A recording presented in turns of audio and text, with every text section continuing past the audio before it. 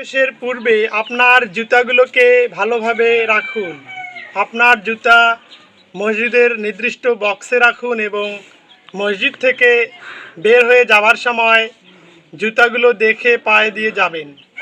অপরিচিত লোকের বা অন্য লোকের জুতা নেবেন না, এতে করে মানুষের মধ্যে মনোমালিন্য সৃষ্টি হতে পারে। প্রিয় দর্শক, পয়েন্টে আসেন আমি কি বলতে চাচ্ছি।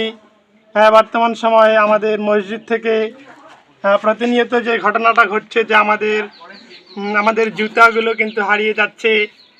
আমাদের মসজিদের একজনের জুতা আরেকজন নিয়ে যায়, চেঞ্জ করে নিয়ে যায়। আবার কেউ জুতা চোর করার উদ্দেশ্যে মসজিদে প্রবেশ করে। এবং আমি বলবো যে প্রিয় দর্শক, আপনারা প্রতিনিয়ত আপনাদের বাসায় ভেড়া পালতে পারেন।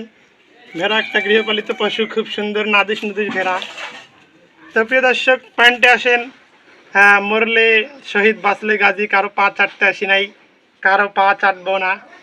যেটা উচিত কথা সেই কথাগুলো আপনাদের সামনে বলছি যে মসজিদ থেকে কারো জুতা চুরি করবেন না এবং মসজিদ থেকে কারো জুতা নিয়ে যাবার পূর্বে একটু ভেবেচিন্তে দেখবেন যে ভাইটা কত কষ্ট করে জুতা কিনেছে। আপনার পুরাতন জুতা দিয়ে কখনোই নতুন জুতা নিয়ে যাবেন না, এতে আপনার সমাজের মধ্যে মনোমালিন্য সৃষ্টি হয়।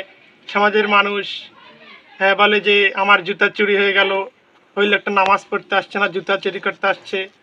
আপনি একজন লোকের কারণে পুরো নামাজি লোকগুলোর বদনাম হয় যে নামাজিরা যারা জুতা চোর করতে আসে। তো বলবো আপনারা জুতা চুরি করবেন না, নিজের জুতা দেখে নিজের পায়ে পড়ুন। সবাইকে অসংখ্য ধন্যবাদ।